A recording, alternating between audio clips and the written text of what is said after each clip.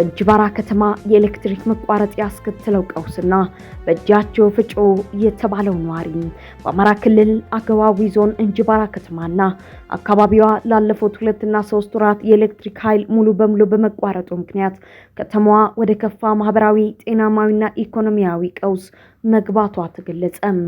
የከተማዋ የኤሌክትሪክ መሰረተ ልማት ከ40 ዓመታት በፊት የተዘረጋ በመሆኑ የአሁኑን የህዝብ ብዛትና የተቋማት ፍላጎት ማስተናገድ ባለመቻሉ ችግሩ መባባሱን ነዋሪዎቹ ቅሬታቸውን አቅርበዋል።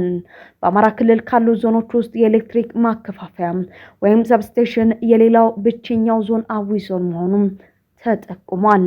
የኤሌክትሪክ ኃይል መቋረጡን ተከትሎ በከተማዋ በሚገኙ አገልግሎት ሰጪ ተቋማት ላይ ከባድ ጉዳት ደርሷል። የመንግስትም ሆነ የግል ሆስፒታሎችና ክሊኒኮች በጄኔሬተር ብቻ መስራት ባለመቻላቸው አገልግሎት ለማቋረጥ ተገደዋል። በዚህ ምክንያት እናቶች በወሊድ ጊዜ ለሞት እየተጋለጡ ሲሆን ሌሎች ታካሚዎችም ተገቢውን የሕክምና እርዳታ ባለማግኘታቸው ሕይወታቸውን እያጡ ይገኛሉ። በተጨማሪም የውሃ ማውጫ ፓምፖች መስራት በማቆማቸው የከተማዋ የንጹህ መጠጥ ውሃ አቅርቦት የተቋረጠ ሲሆን ፋብሪካዎች፣ ጋራጆች፣ ወፍጮ ቤቶች እንዲሁም አነስተኛና መካከለኛ ኢንዱስትሪዎች ሙሉ በሙሉ ተዘግተዋል።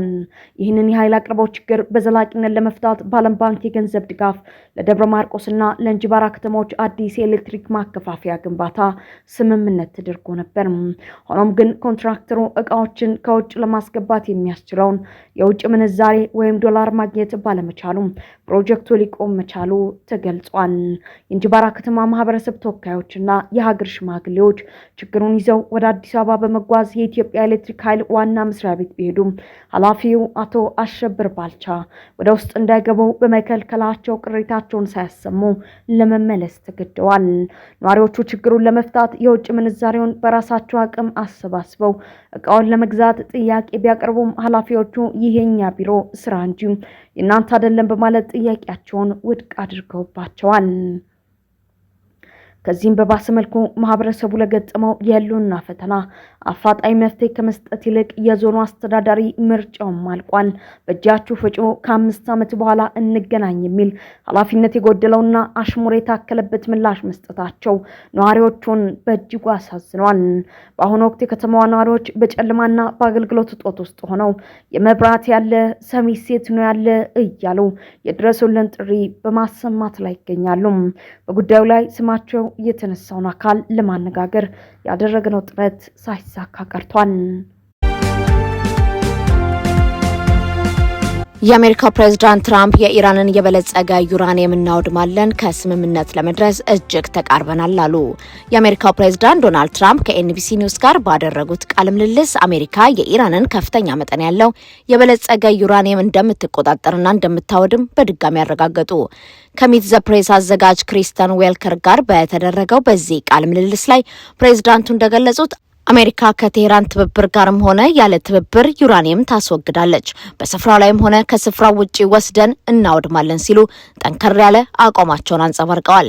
በመካከለኛው ምስራቅ ስለሚገኙት የአሜሪካ ወታደሮች ደህንነት የተጠየቁት ትራምፕ ወታደሮቹ አደጋ ላይ ናቸው ብለው እንደሚያስቡና ተልኳቸው እስኪጠናቀቅ ድረስ በዚያው እንደሚቆዩ አስታውቀዋል። በሁለቱ ሀገራት መካከል ስላለው ድርድር ያነሱት ትራምፕ አሜሪካና ኢራን ከስምምነት ለመድረስ እጅግ በጣም ተቃርበናል ብለዋል።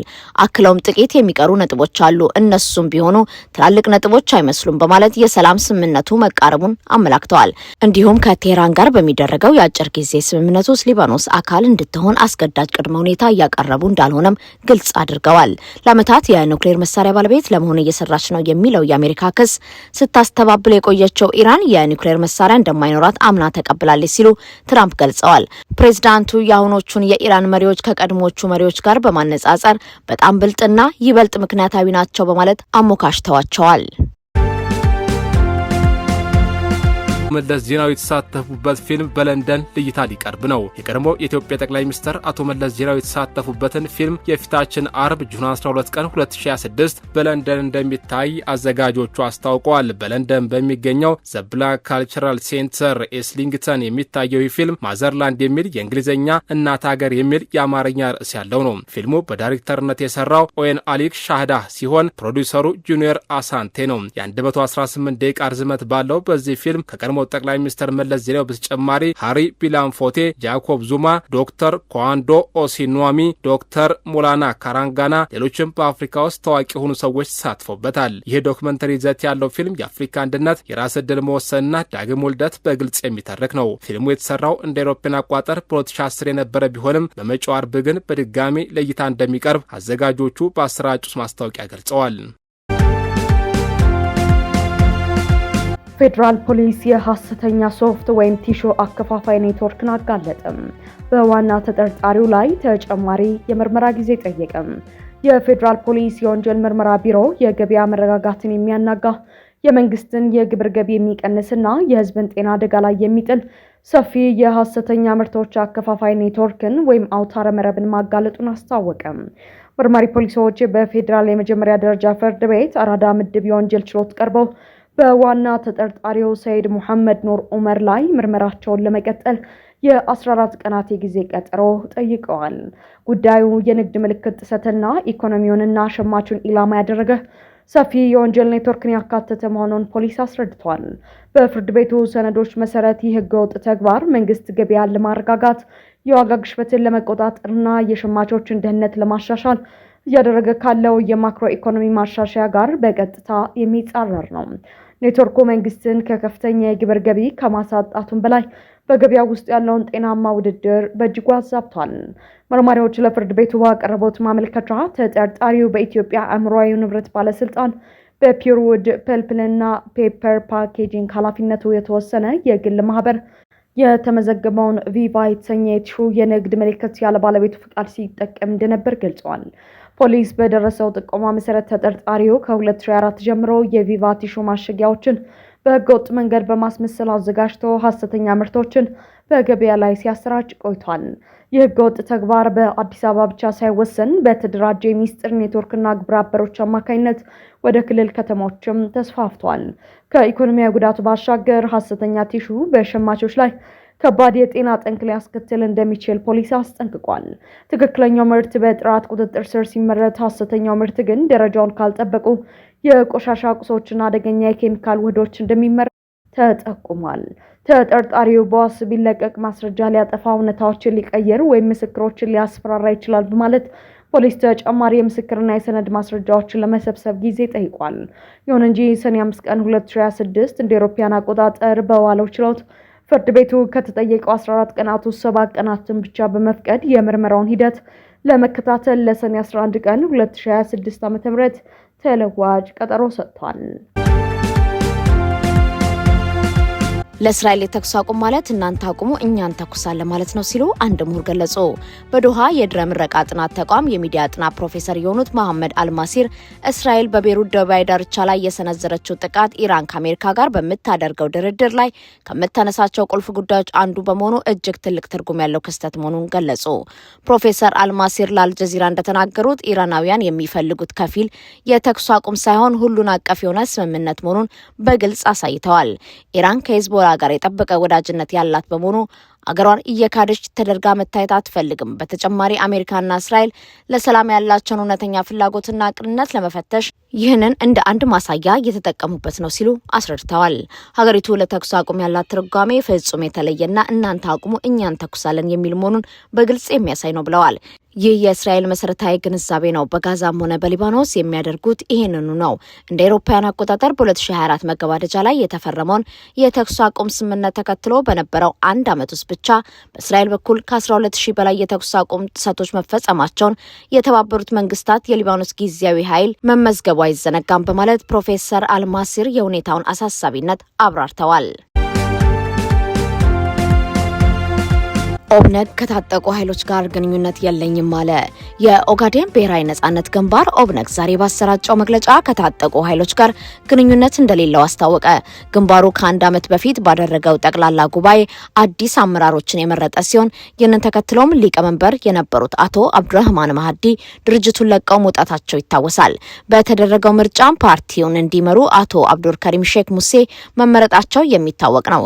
ዛሬ መግለጫ ያወጣው ይህ በአቶ አብዱር ከሪም የሚመራ የሚመራው ፓርቲ ነው በዚህ መግለጫ ከታጠቁ ኃይሎች ጋር ግንኙነት እንደሌለው ገልጾ ከኢትዮጵያ መንግስት ጋር ለተፈራረምነው ስምምነት የማይናወጥ ቁርጠኝነት አለን፣ የስምምነቱ ድንጋጌዎች ሙሉ በሙሉ ለማክበር ዝግጁ ነን ብሏል።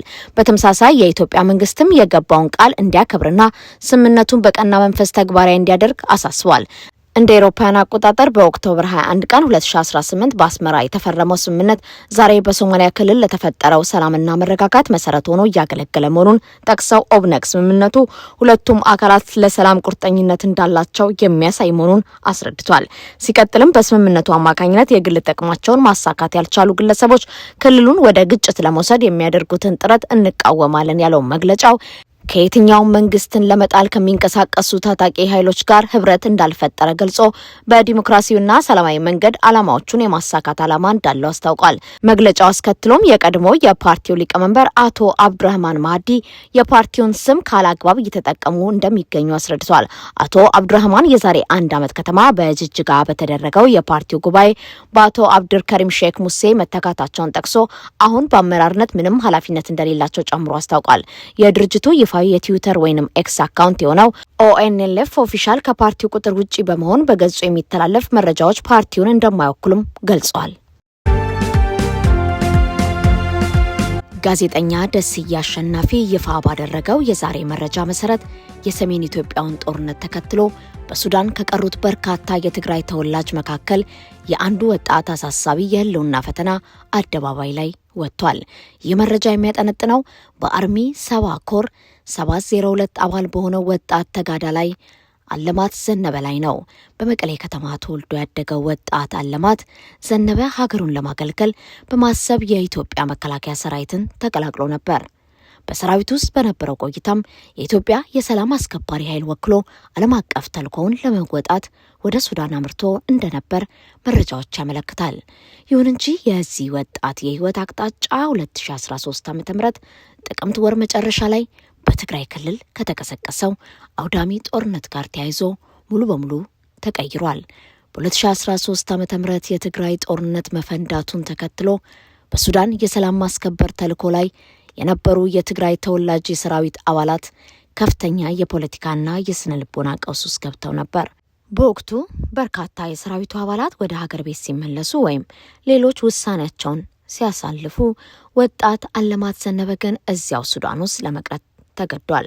በወቅቱ ለቤተሰቦቹና ለቅርብ ጓደኞቹ በነበረው የስልክ ግንኙነት ሸውደውናል እንጂ እዚሁ ቀርተናል በማለት የገጠመውን አስገዳጅ ሁኔታና ውስጣዊ ስጋቱን ይገልጽ እንደነበር ተዘግቧል። የንግግር በወቅቱ በነበረው የፖለቲካ ውጥረት ምክንያት የትግራይ ተወላጅ የሰላም አስከባሪዎች በፈቃዳቸው መወሰን ወደማይችሉበት ውስብስብ አጣብቂኝ ውስጥ ገብተው እንደነበር በግልጽ የሚያሳይ ነው። የጋዜጠኛ ደስዬ አሸናፊ መረጃ እንደሚያስረዳው በአሁኑ ወቅት ወጣት አለማት ዘነበ እጅግ አሳሳቢ በሆነው የህልውና አደጋ ውስጥ ይገኛል። ሱዳን ራሷ በእርስ በርስ ጦርነት እየታመሰች ባለችበት በዚህ ጊዜ ወጣቱ ካለበት አካባቢ ለመውጣትም ሆነ ነፍሱን ለማትረፍ ከፍተኛ ችግርና ፈተና ተደቅኖበታል። ከቅርብ ጊዜ ወዲህ እየወጡ ያሉ ፖለቲካዊና ወታደራዊ መረጃዎች እንደሚያሳዩት በሱዳን የሚገኝ አንዳንድ የትግራይ ኃይሎች እንደ አርሚ 7 ያሉ ከሱዳን ጦርና ከሌሎች ኃይሎች ጋር በሚደረጉ ግጭቶች ውስጥ እየገቡ መሆናቸው ይነገራል። በዚህ ምክንያት እንደ አለማት ዘነበ ያሉ መነሻቸው የሰላም አስከባሪነት የነበረ አሁን ግን በሱዳን የእርስ በርስ ጦርነት አዙሪትና በፖለቲካ ሽኩቻዎች መሃል የተዘነጉ ወጣቶች ያለምንም ጠባቂ በባዕድ ሀገር የከፋ አደጋ እየገጠማቸው ይገኛል።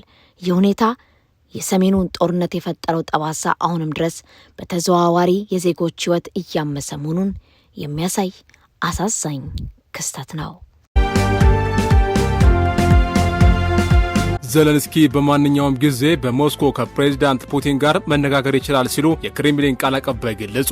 የሩሲያ ቤተ መንግስት ክሬምሊን ቃል አቀባይ የሆኑት ዲሚትሪ ፔስኮቭ በሰጡት መግለጫ ፕሬዝዳንት ዘለንስኪ በማንኛውም ጊዜ ወደ ሞስኮ መጥተው ከፕሬዝዳንት ፑቲን ጋር የቀጥታ ውይይት ማድረግ ይችላሉ በማለት ተናግረዋል። ይህን የተናገሩት በዚህ ሳምንት ፕሬዝዳንት ዘለንስኪ ከሩሲያ አቻቸው ጋር ፊት ለፊት ተገናኝተው መነጋገር እንደሚፈልጉ በደብዳቤ መግለጻቸውን በተመለከተ በሰጡት ምላሽ ነው። ዘለንስኪ በደብዳቤያቸው ያላቸው ፕሬዝዳንት ፑቲን ይህን ጦርነት ለማስቆም በሁለታችን መካከል ቀጥተኛ ንግግር እንዲደረግ ጥሬን አቀርባለሁ። እየጠየቅኩ ያለሁት የኔና የእርሶን ስብሰባ እንዲከናወን ነው ያሉ ሲሆን አውሮፓና አሜሪካ የዚህ ሂደት ተሳታፊ እንዲሆኑም ጠይቀው ነበር። አሜሪካ ሙሉ ትኩረቷን በኢራን ጦርነት ላይ በማድረጓ ለዩክሬንና ሩሲያ ግጭት መፍትሄ እስክትሰጥ መጠበቅ ምንም ፋይዳ እንደሌለው የጠቀሱት ፕሬዝዳንቱ በመሆኑም የተኩስ አቁም ጨምሮ ማንኛውም ድርድር ለማድረግ ከፑቲን ጋር ቀጠሮ እንዲያዝላቸው በግልጽ ደብዳቤያቸው መጠየቃቸው የሚታወስ ነው። ዘለንስኪ ይህን ንግግር በስዊዘርላንድ፣ በቱርክ ወይም ሌላ ገለልተኛ የአረብ ሀገር እንዲስተናገድ ምክረ ሀሳብም አስቀምጠው ነበር። የክሬምሊን ቃል አቀባይ ፒስኮቭ ደብዳቤውን እንደደረሳቸው ገልጸው ፕሬዝዳንት ፑቲን በዚህ ላይ የሰጡትን መልስ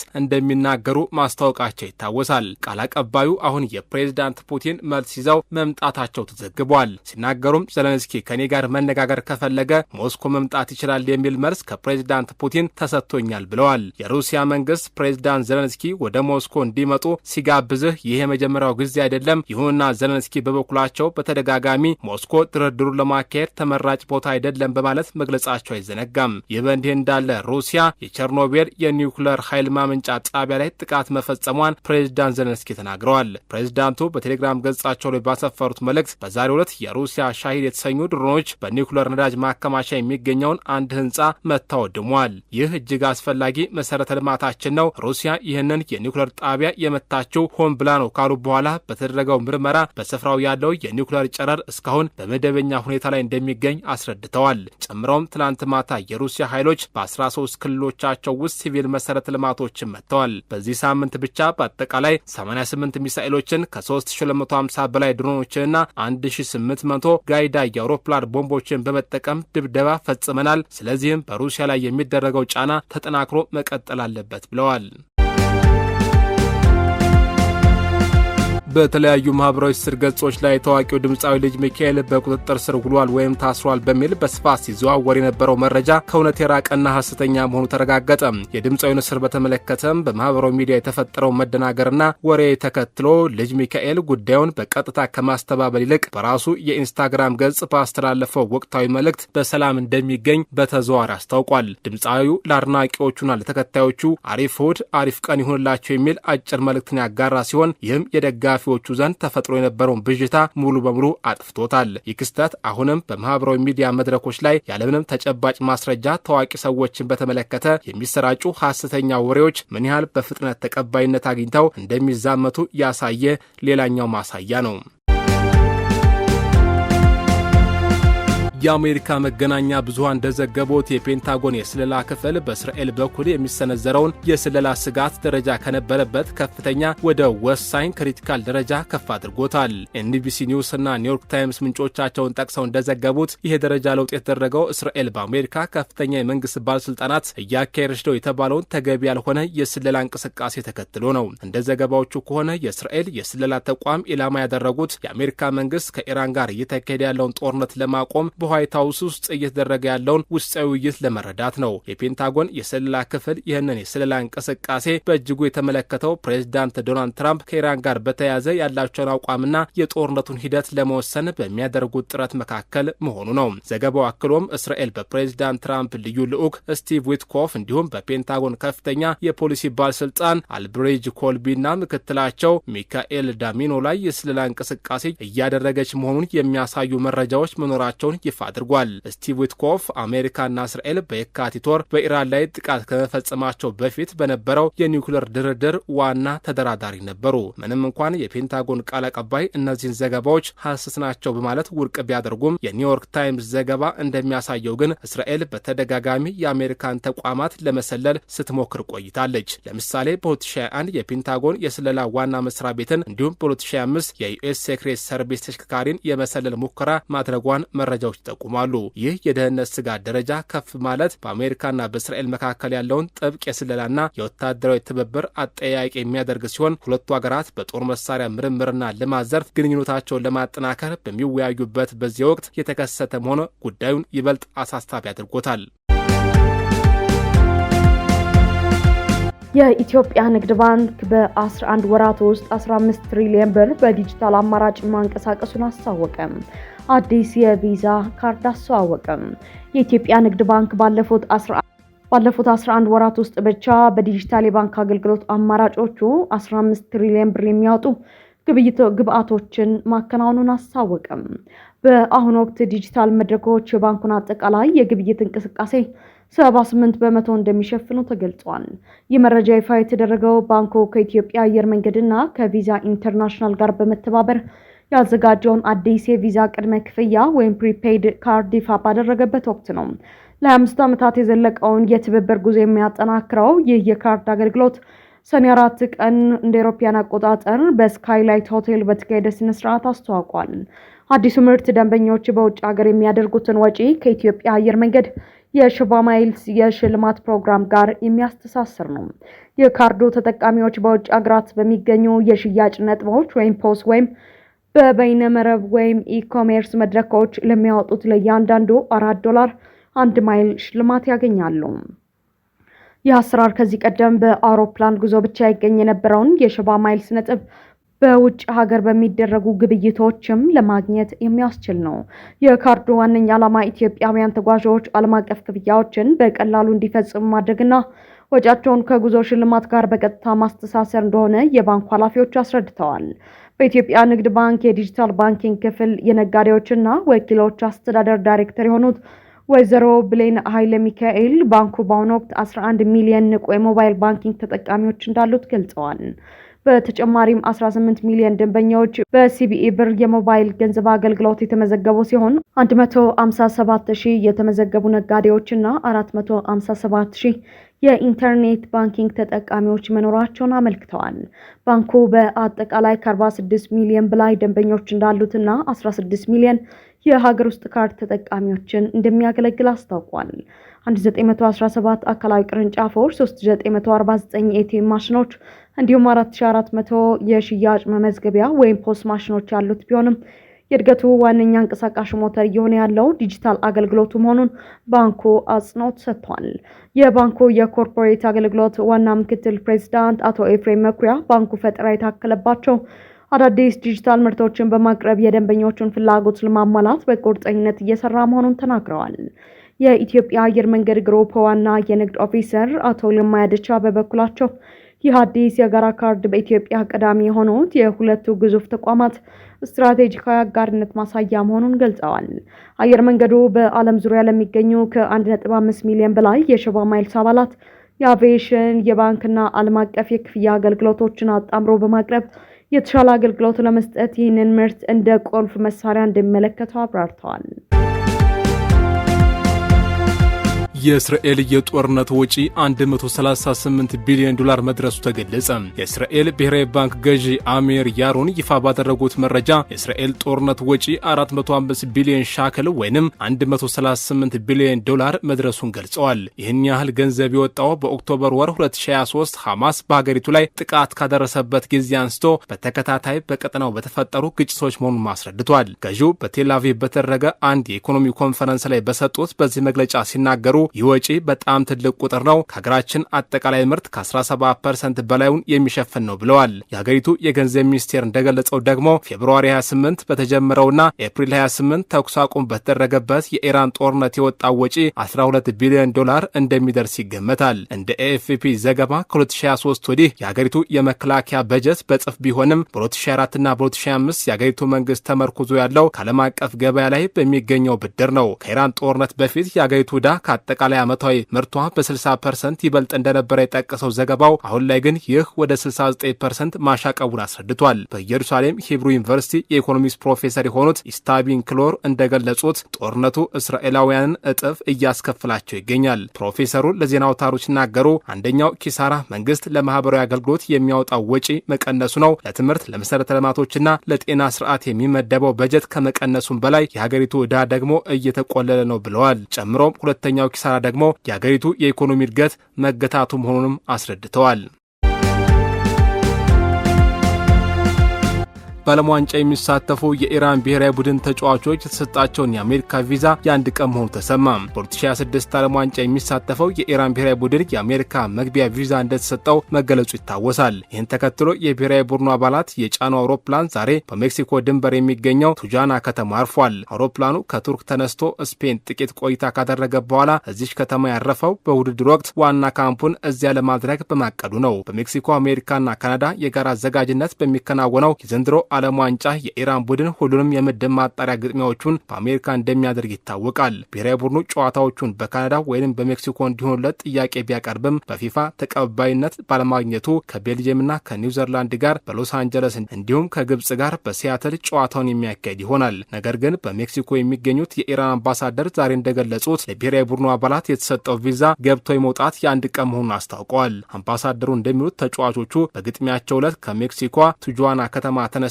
ወደ አሜሪካ ስቴዲየም የመጓዣ ቪዛ አላቸው። ይህ ቪዛ ግን ልክ የጨዋታው መጠናቀቅን የሚያበስረው ፊሽካ ሲሰማ የሚጠናቀቅ ይሆናል። በመሆኑም በጨዋታው ዕለት ተነስተው ወደ አሜሪካ በመጓዝ ተመልሰው ወደ ሜክሲኮ ለመጓዝ እንደሚገደዱ አስታውቋል። ይህ መግለጫቸው ከዚህ ቀደም የኢራን እግር ኳስ ፌዴሬሽን ቃል አቀባይ ከተናገሩት ጋር የሚቃረን ነው። ቃል አቀባዩ በንግግራቸው ተጫዋቾቹ በመጀመሪያው ግጥሚያ ከአንድ ቀን ቀደም ብለው አሜሪካ እንደሚገቡና በተከታታይ ባሉት ሁለት ግጥሚያዎች ግን ዕለት ሁለት ቀን ቀደም ብለው ለመግባት የሚያስችል ቪዛ እንደተሰጣቸው ተናግረው ነበር። ይህ በእንዲህ እንዳለ የኢራን እግር ኳስ ፌዴሬሽን ፕሬዝዳንት ማህዲን ታጂዝ ዛሬ በሰጡት መግለጫ ለብሔራዊ ቡድኑ ተጫዋቾች የተጠቀሰው ቪዛ ቢሰጥም 15 ለሚሆኑ የቡድኑ አባላት ግን ቪዛ መከልከሉን ገልጸዋል። ይህም አግባብ አለመሆኑን አስታውቀዋል። በተያያዘ አሜሪካና ኢራን ከምድባቸው ሁለተኛ ሆነው የሚያጠናቅቁ ከሆነ በቀጣይ እርስ በርስ እንደሚጋጠሙ የወጣው መርሃ ግብር ያሳያል። በመርሃ ግብሩ መሰረት ሁለቱም ከምድባቸው ሁለተኛ ሆነው ካጠናቀቁ ግጥሚያቸው ጁላይ 3 ቀን በቴክሳስ አርሊንግተን ይሆናል።